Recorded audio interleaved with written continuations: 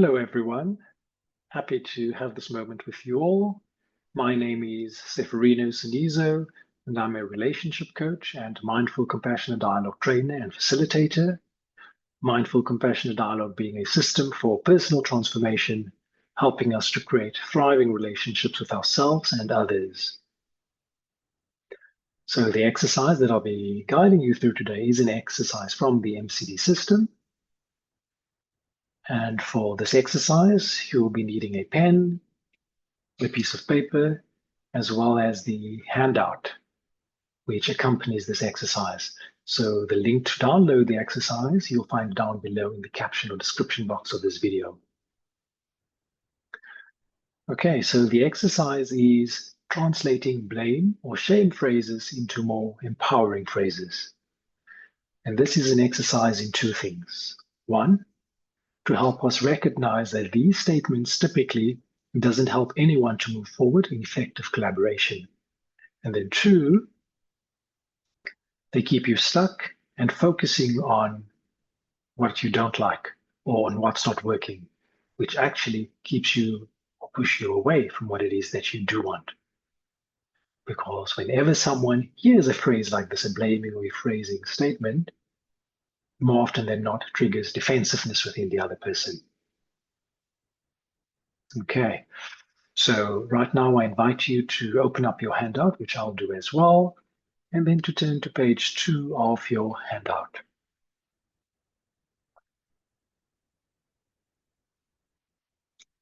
And on page 2 of your handout, you'll notice there's 4 columns, and we'll start with the first column titled the blaming phrase. And in this column or table, you'll notice I've populated it with one example. So for the first step of this exercise is to think of a recent, or doesn't really matter when it happened, but to think of a blaming or a shaming phrase that you expressed to another, or perhaps you didn't even verbalize it, you just had the thought of it. So think of some other triggering event or interaction, relationship or argument that you had or experienced in which you expressed some other blaming or shaming phrase. So in the example, we've got, he patronized me in our meeting this morning. And then go ahead and write down your blaming or shaming phrase.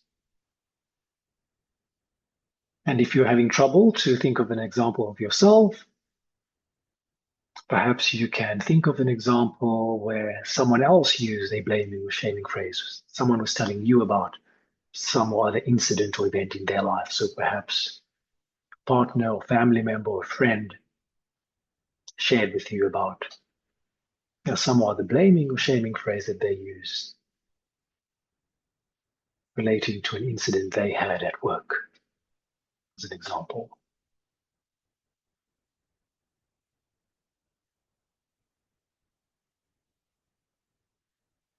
Okay. So now that we've identified our blaming or shaming phrase, the next step is for us to actually move beyond this level of blaming and shame and get to the heart of the matter. What was alive for us in that moment? What was really meaningful to us in that moment when we expressed that blaming and shaming phrase? And then the first step in doing that is for us to identify the feelings. So for this part of the exercise, I invite you to turn to page 1 of your handout and to look through the feelings list and to identify any feeling that was alive for you in that moment. So what were you feeling in that moment when you expressed that statement? And in the case, if you're using someone else's example, putting yourself in their shoes, thinking to yourself, okay, when they express this feeling, what could they possibly have been feeling in that moment? And I really encourage you to look through the feelings list, as often we have quite a limited vocabulary of actual feeling and emotional words,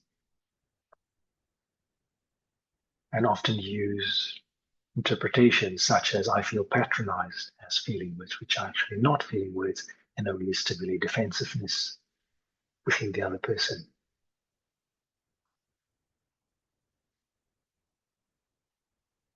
So in our example, feelings are frustrated, angry, irritated, and disconnected.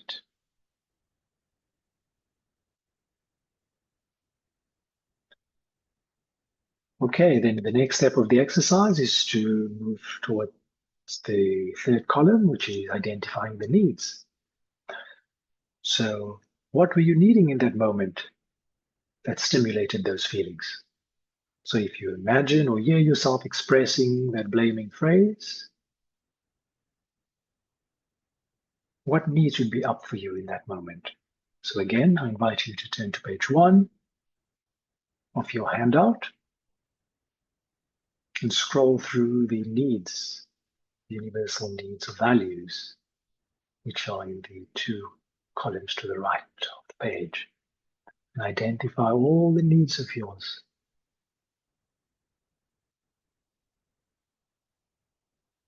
That were up for you in that moment when you expressed that blaming or shaming phrase, and then write it down in column 3.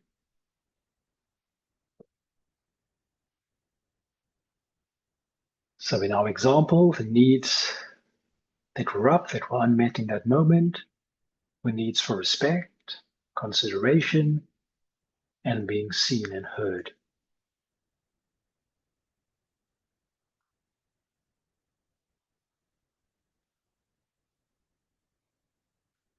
And now that you've identified your needs, the next phase, the next step of the exercise is to translate your blaming phrase into a more empowering phrase, where you express the observation, the neutral observation, which is basically exactly what they did without assigning any meaning to it, with your feelings and the needs that were alive for you in that moment. So in our example, the empowering phrase is, when I heard him refer to me as my darling at our work meeting, I felt irritated because I need respect. So go ahead and write your empowering phrase.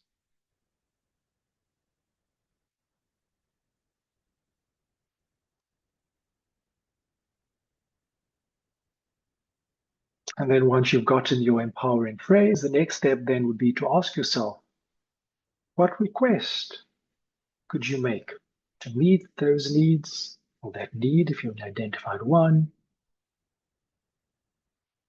or to move you in the direction of meeting those needs? So what action would be needed to meet those needs for you? Go ahead and write down your request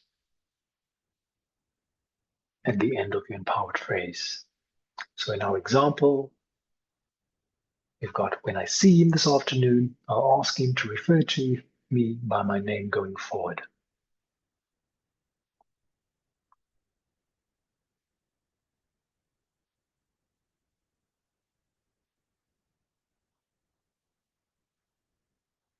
And once you've written down your request, I invite you to notice and see if you can sense how to look at the first statement, the blaming phrase or statement, and see if you can notice or sense how that blaming phrase or statement, how contracting or limiting it feels, and how it doesn't really offer any possibility to getting you where you want to be. It doesn't offer much possibility for repair or reconnection or to meeting your actual needs.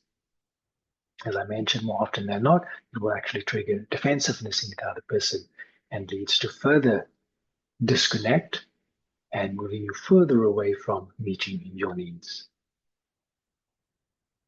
And then I invite you to read your empowered phrase together with your request, and just sense and notice how it feels. See if you can feel how more expansive it feels, how it's actually starting to open up pathways towards meeting your needs.